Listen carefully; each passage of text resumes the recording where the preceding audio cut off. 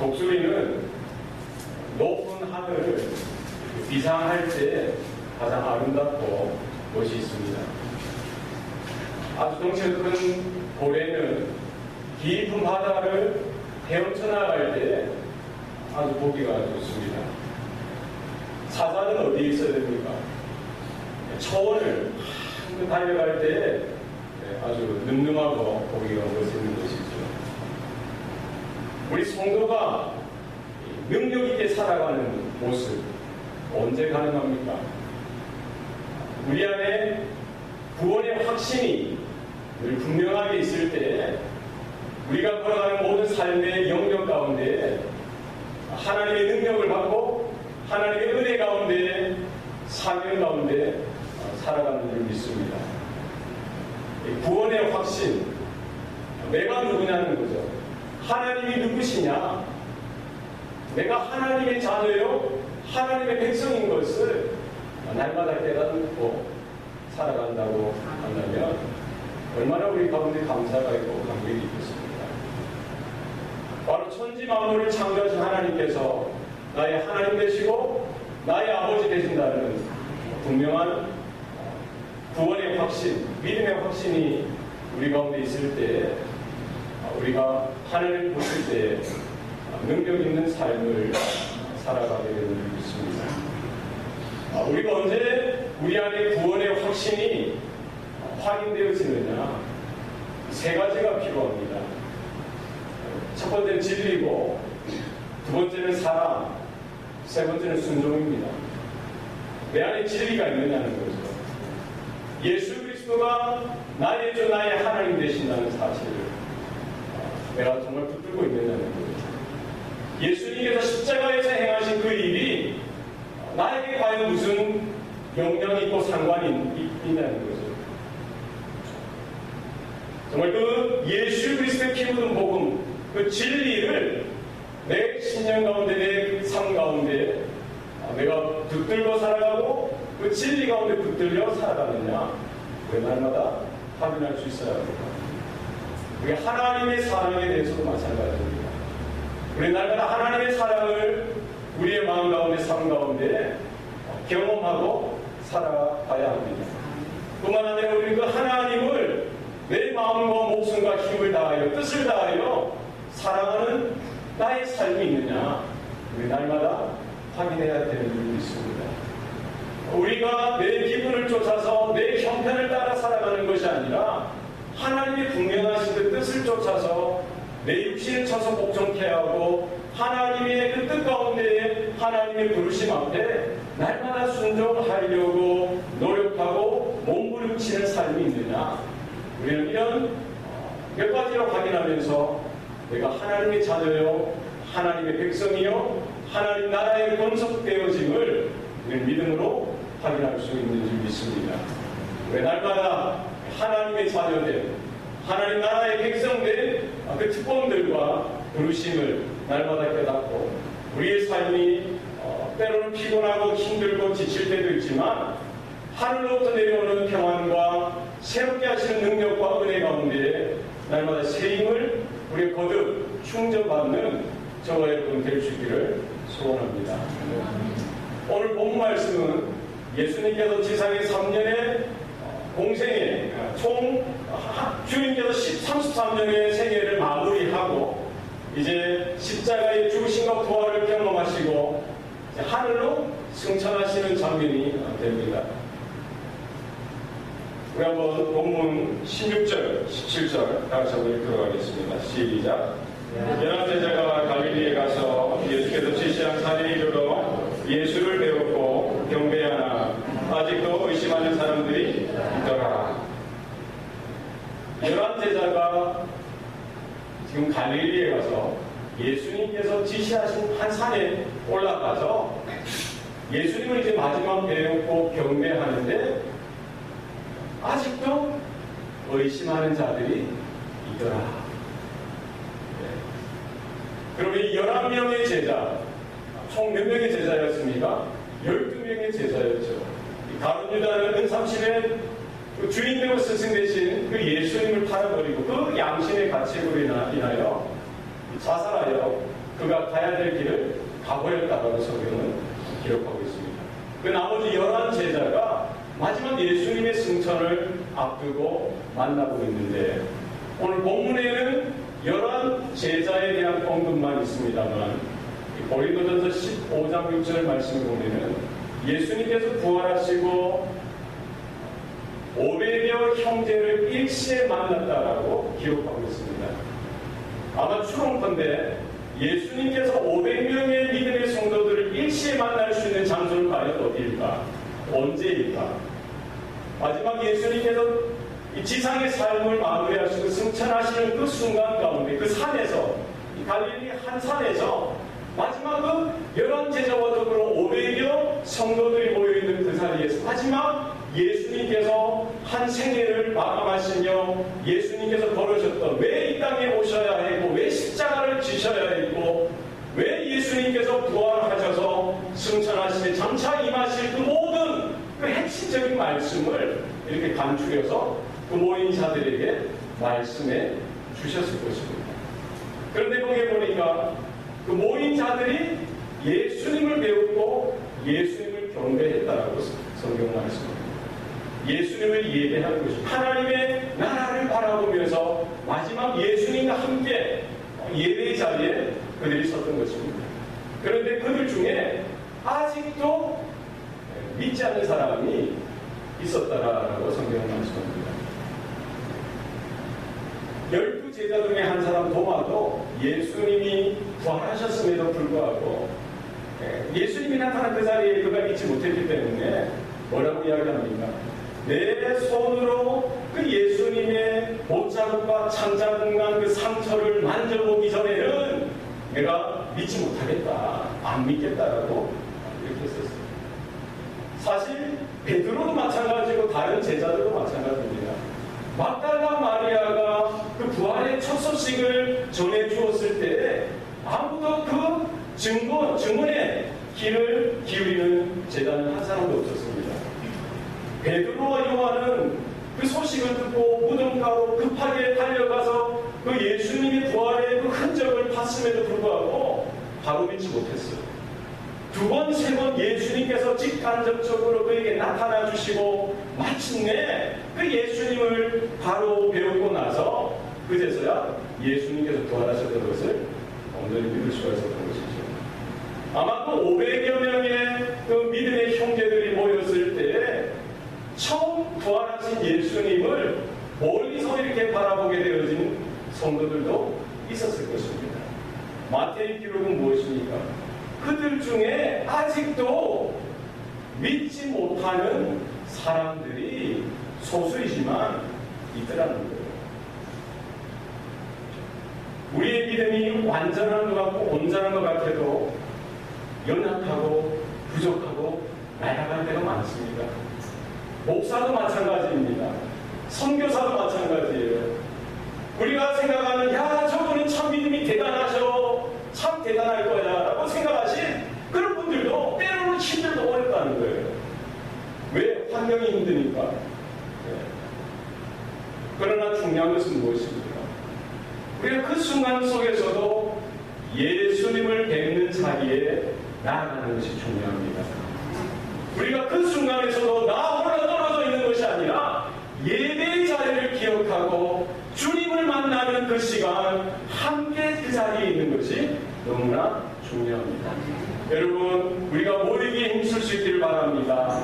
우리가 예배 가운데 주님을 더 깊이 만나는 그 자리에 사모하면서 나아가는 저와 여러분 될 수 있기를 바랍니다.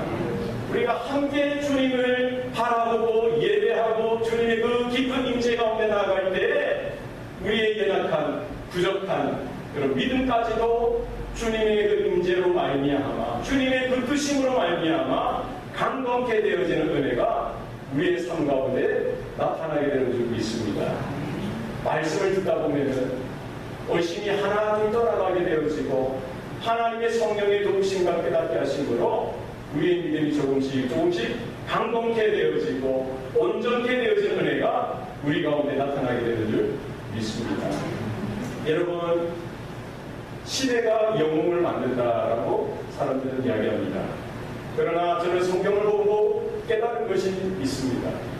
사명이 사람을 만든다는 거예요.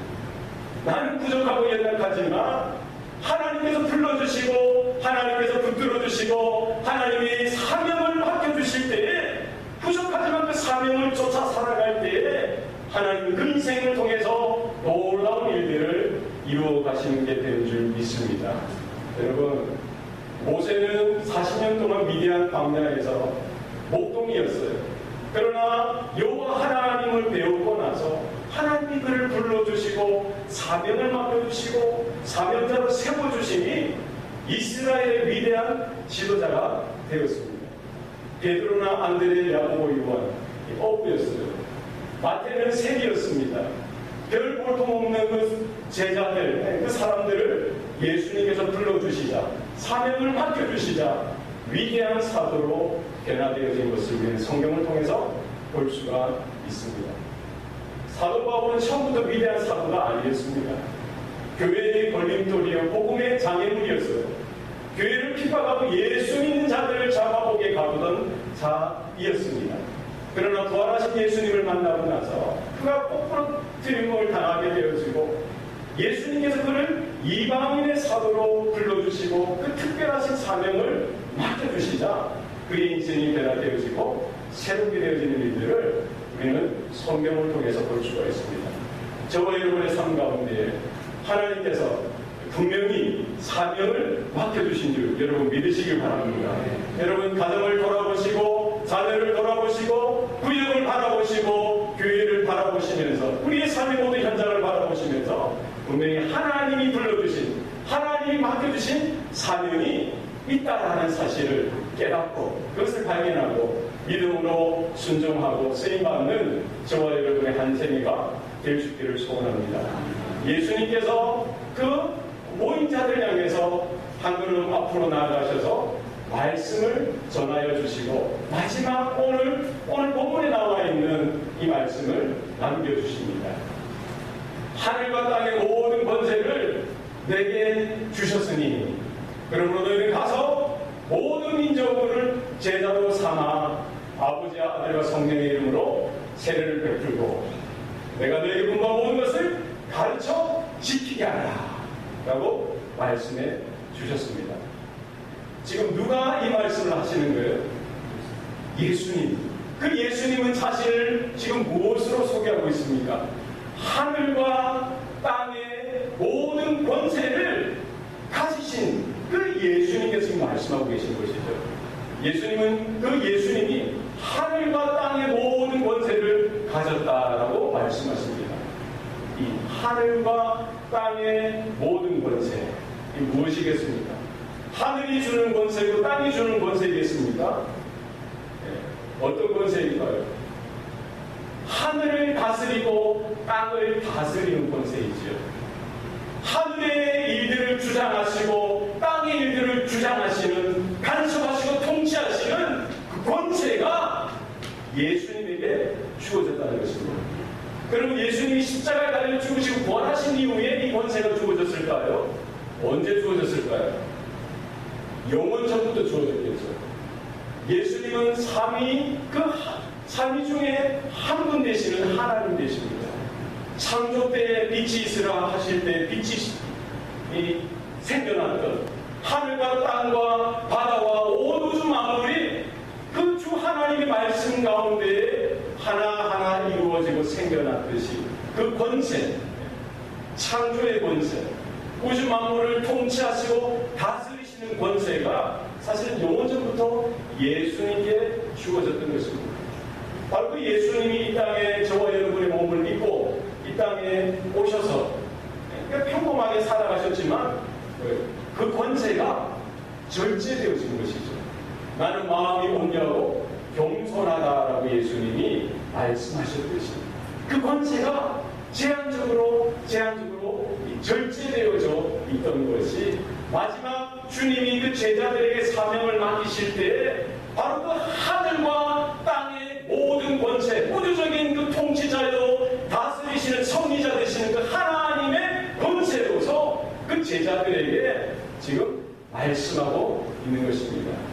그 말씀은 그 대비명은 거기에 모인 제자들뿐만 아니라 오고 오는 모든 세대, 모든 성도와 교회를 향하신 주님의 당부요 명령인 줄 믿습니다. 우리가 그 말씀을 받고 믿음으로 순종하여 살아드릴 때에 그 바로 하늘과 땅의 모든 권세를 가지고 계신 그 주님께서 함께 하시고 통치하시고 다스리시는 은혜를 날마다 우리는 경험하면서 살아가게 되는 줄 믿습니다. 오늘 본문 18절, 19절, 20절 우리 한 목소리로 읽도록 하겠습니다. 19절, 20절입니다. 시작. 그러므로 너희는 가서 모든 민족을 제자로 삼아 아버지 아들과 성령의 이름으로 세례를 베풀고 내가 너희에게 분부한 모든 것을 가르쳐 지키게 하라. 볼지어다 내가 세상 끝날까지 너희와 항상 함께 있으리라 하시니라. 아멘. 예수님께서 마지막 유언과도 같은 말씀, The Great Commission, 대비명을 모인 제자들에게 남기셨습니다.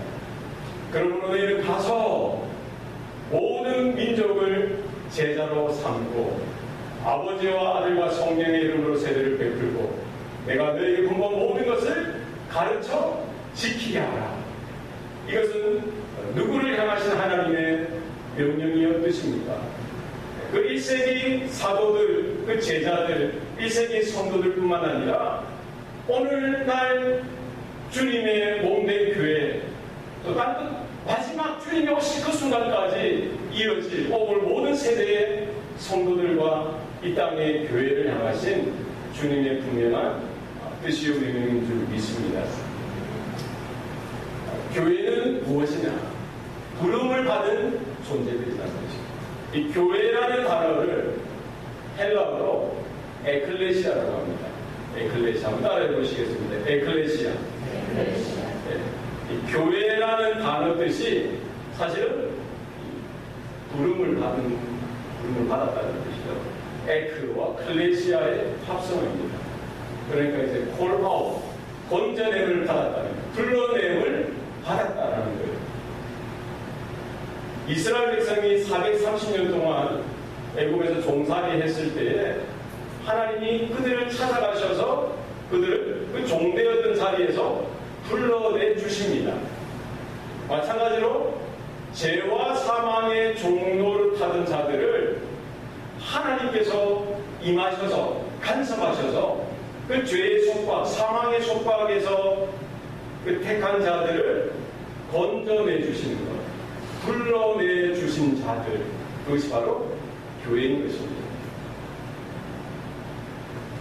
수고하고 무거운 짐진 자들아, 다 내게로 오라. 주님이 초청하시죠. 주님께로 나아가는 것. 너희는 나를 따라오너라. 내가 너희로 사람을 낳는 어부가 되게 하리라. 우리는 하나님의 부르심, 예수님의 초청, 예수님의 부름을 받고 주님께로 나아가는 자들입니다. 교회는 모이는 예수님의 임재 가운데로 모이기에 힘쓰는 일들이 우리 가운데 나타나야 하는 줄 믿습니다. 우리가 모일 때마다 예배 가운데 주님의 말씀을 통해서 힘을 얻고 회복을 얻고 하나님의 영광을 바라보며 하나님의 나라와 의를 구하는 그 새로운 능력을 우리가 새롭게 회복하는 일들이 우리 가운데 있어야 되는 줄 믿습니다. 기억하시기 바랍니다. 교회 성도는 부름을 받은 존재들이다. 누구의 부름? 하나님의 부름, 예수님의 부름. 날마다 그 부르심에 날마다 믿음으로 응답하는 저와 여러분 될 수 있기를 바랍니다. 두 번째는 교회는 보냄을 받은 자들입니다. 오늘 본문의 말씀을 보니까 그러므로 너희는 가서 가라는 거예요. 가라는 거예요. 여기 가라라는 말은 제1과거 분사형으로 되어 있는데 단회적으로 가라는 것이 아니라 지속적으로 가라는 거예요. 계속적으로 가라는 것입니다. 반복적으로 가라는 거예요. 사명을 가지고 주님의 그 복음을 들고 명령에 순종하여 나아가라는 것입니다. 사역의 현장으로 우리의 가정과 캠퍼스와 직장과 사업부와 우리 삶의 터전으로 나아가라는 것입니다. 거기에서 하나님의 나라가 확장되어지는 그 일에 쓰임받는 저와 여러분이 될 수 있기를 소원합니다. 교회는 이렇게 흩어지는 공동체입니다. 자, 교회는 두 가지 공동체라고 말씀드렸습니다. 첫 번째는 교회는 모이는 공동체입니다. 우리는 모이면 기도하고 흩어지면 전도하자. 네, 아멘입니까? 네, 아주 중요한 것입니다. 모이는 공동체, 흩어지는 공동체. 네, 우리가 모여서 하나님의 성령으로 능력을 받고 세임을 얻고 회복을 얻어서 사명을 다시 확인하고 주님의 명령 가운데 순종하여 흩어져서 그 자리에서 하나님의 나라를 선포하고 주의 복된 소식을 증거하는 삶을 살아드리는 공동체인 줄 믿습니다. 오늘 본문에 보면 가서 모든 민족을 제자 삼으라고 했습니다. 모든 민족. 유대 사과는 아주 독특하고 배타적입니다. 유대인들이 지금도 그렇게 생각해요. 여호와 하나님으로 말미암아 구원은 누구만 받는다는 거예요? 유대인들만 받는다라고 생각합니다. 아브라함의 후손, 아브라함의 혈통으로 태어난 유대인들에게만 구원이 허락되어졌다는 거예요. 그러니까 그 혈통과 그 율법을 준수함으로 말미암아 유대인들만 구원받으니까 유대인들은 전도할 필요가 있습니까? 선교할 필요가 없습니다. 전도도 필요 없고 선교도 필요 없는 거예요. 그들이 볼 때 저와 여러분을 포함한 이방인들은 다 뭐와 같이 봅니까? 개와 같이 봅니다.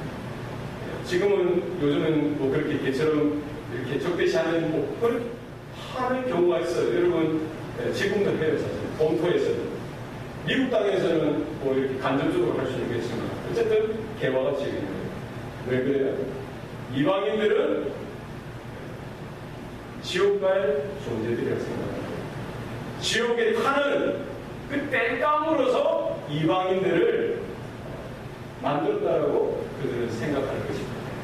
그러나 예수님께서 지금 뭐라고 말씀하십니까? 모든 민족을 제자로 삼으라라고 말씀하십니다. 그 혈통과 전통과 유대주의를 그 틀을 깨서 넘어서 유대인만의 하나님이 아니라 모든 민족, 모든 열방의 하나님 되심을 예수님께서 분명히 선포하고 계시는 것입니다. 누구든지 주의 이름을 부르는 자마다 구원을 얻는 줄 믿습니다. 모든 민족을 제자 삼는 교회, 제자 삼는 성도가 될 수 있기를 소원합니다. 오늘 본문에 보면은 모든 민족을 제자 삼고라고 되어 있죠. 이 원어에는 제자 삼으라는 동사가 주동사예요. 본동사. 그리고 가라, 세례를 베풀라, 그리고 가르쳐 지키게 하라는 보조동사로 되어 있어요. 분사로 되어져 있습니다. 그러니까 예수님의 대위명의 핵심은 뭐냐? 뭡니까? 모든 민족을 제자 삼는 거예요.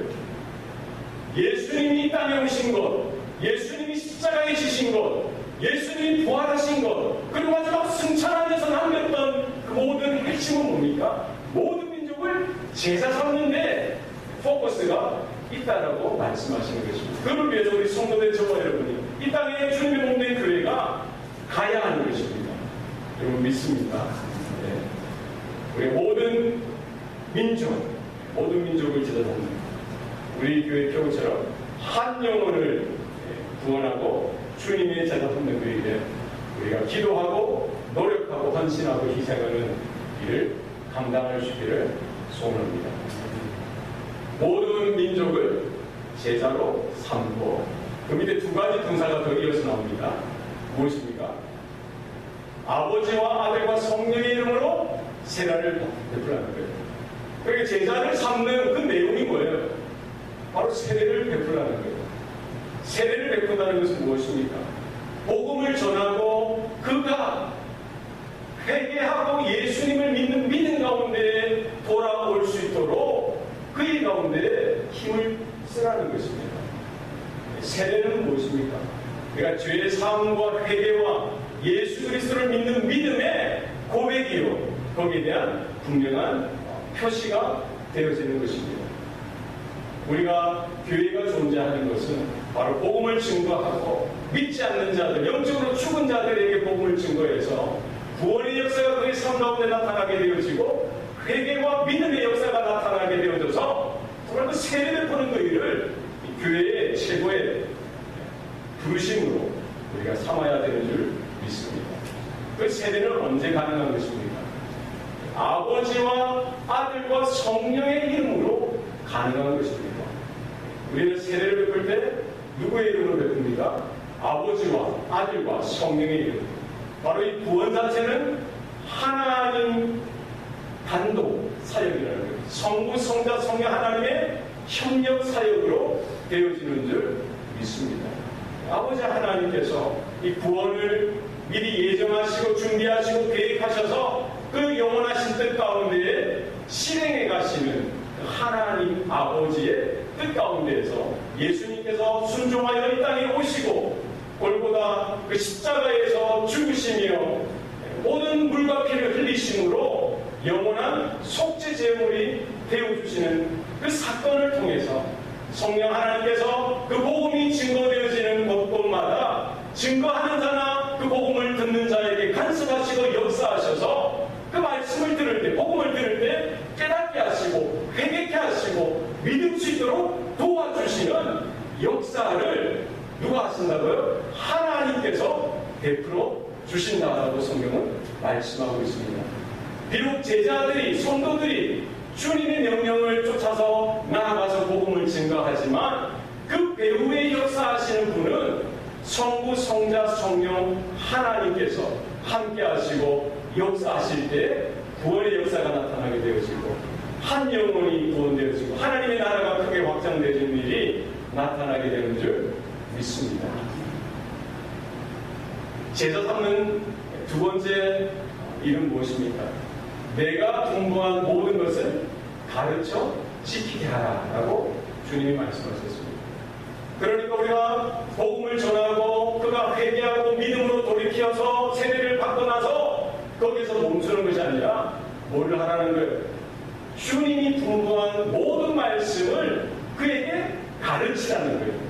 그냥 지적으로 동의하고 정적으로 그냥 감동하는 그 수준이 아니라 그의 전 삶이 하나님의 나라를 구하고 하나님의 의를 구하고 영광을 위해 살아갈 수 있도록 순종하고 지켜나가는 삶을 살아갈 수 있도록 거기까지 만들라는 것입니다. 믿습니까? 그러니까 우리 교회가 할 일, 목회자가 할 일은 무엇입니까? 주의 피 묻은 복음을 증거하고 하나님의 계시된 말씀을 계속해서 가르쳐야 됩니다. 가르치고 또 가르치고 또 가르치고 또 가르치고 그 일을 게을리 하지는 않습니다. 꼭 목회자가 이 가르치는 일을 게을리 하는 것을 보면은 여러분 목회자를 위해서 기도해 주시기 바랍니다. 우리 목사님 힘이 좀 빠졌구나. 여러분 기도가 필요합니다. 기도를 세게 해주셔야 돼요. 더 열심히 가르치도록 우리 주일학교 교사들을 위해서 우리 강부사님이나 말씀 사역자들을 위해서 여러분 기도하셔야 됩니다. 우리 교회가 모였을 때마다 말씀을 듣고 배우고 또 서로 가르치고 배우는 그런 일들이 나타나야 하는 줄 믿습니다. 언제까지? 지킬 때까지, 순종하는 삶으로 나타날 때까지 반복적으로 우리는 감당해야 하는 줄 믿습니다. 우리 주일학교의 사역도 마찬가지입니다. 이번에 단기 선교, 저희가 이제 아리조나에 있는 나보 인디안 선교를 가게 되는데 주사역이 여름 선교학교와 전도입니다. 우리가 미리 준비해서 말씀을 선포하고 복음을 온전히 증거할 때 한 명이라도 주님께로 돌아오고 회복되어지는 역사가 나타날 수 있도록 우리는 기도해야 합니다. 여러분 전도는, 선교는 영적인 싸움이요 영적인 전쟁입니다. 우리가 주님의 권세에 의지해서 믿음으로 나아갈 때에 하나님의 능력이 나타나게 되는 줄 믿습니다. 올지어다 내가 세상 끝날까지 너희와 항상 함께 있을 것이다 라고 주님께서 약속해 주셨습니다. 언제까지 함께 하신다고요? 세상 끝날까지. 이 땅에 종말이 있는 그 순간까지, 주님이 다시 오시는 그 순간까지 주님께서 사명을 받은 자들과 사명에 순종하는 그 주님의 성도들, 교회를 향해서 너희와 함께 하시겠다라고 말씀하고 있습니다. 예수님께서 이 말씀이 육신이 돼서 이 땅에 성육신하셔서 오셨을 때에 성경 뭐라고 이야기하고 있습니다. 임마누엘이라고 말씀하고 있어요. 하나님이 우리와 함께 하셨다. 마태복음 1장에 나와 있습니다. 바로 그 하나님이 우리와 함께 하신 그 예수님께서 오늘 약속이 무엇입니까? 내가 세상 끝날까지 너희와 함께 하겠다. 비록 부활체 되신 그 예수님은 하늘나라로 올라가시지만 그리스도의 영 되신 성령께서 이 땅에 부어주시고 교회 가운데 성도 가운데 임하셔서 늘 내주하시고 함께 하시는 줄 믿습니다. 교회는, 성도는 부름받은 자들입니다. 동시에 보냄을 받은 자들입니다. 우리가 모일 때마다 기도하고 예배하고 하나님의 영광을 구하고 은혜를 구하고 날마다 회복되어서 사명 가운데 다시 일어서서 주님의 그 보내신 가운데 우리가 처해 있는 가정과 직장과 캠퍼스와 삶의 터전 가운데 나가서 그 사명을 펼쳐 보이는 하나님의 나라를 선포하고 영혼을 구원하는 그 일에 우리가 헌신하고 희생하며 동생 사명을 감당하는 저와 여러분 될 수 있기를 소원합니다. 주님 오실 날까지 이 사명 가운데 우리 교회가, 우리 성도들이 힘을 얻고 끝까지 귀한 사명을 감당하는 저와 여러분 될 수 있기를 소원합니다. 기도하시겠습니다.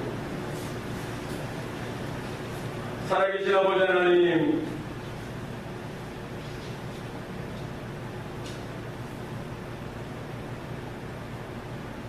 우리를 고아와 같이 내버려 두지 아니하시고 세상 끝날까지 너희와 항상 함께 있으리라 말씀하신 그 약속을 붙들게 하여 주시고 날마다 주님의 부르심 앞에 믿음으로 나아가게 하여 주시고 주님의 보내시는 그 사명 가운데 믿음으로 순종하여 나아가는 우리 사랑하는 성도들 되게 하시고 이 교회가 되게 하여 주시옵소서. 주님 다시 오시는 그날까지 성령의 능력을 받게 하여 주시고 권능을 회복하게 하여 주셔서 예루살렘과 온 유대와 사마리아와 땅 끝까지 이르러 주님의 증인되는 귀한 사명을 감당할 수 있도록 주님 역사하여 주시옵소서. 근본 여름 성경학교 또 단기 성교위에 성령의 기름을 부어주셔서 준비되어져 나가는 자를 뿐만 아니라 우리 온 성도들이 기도로 함께 나아갈 수 있도록 주님 역사하여 주시옵소서. 세상에 보냄받은 자들로서 사명을 망각하지 않게 하여 주시고 날마다 그 부르심 앞에 그 사명 가운데 설 수 있도록 주님 역사하여 주시옵소서. 모든 것 감사드리고 예수님 이름으로 기도합니다. 아멘.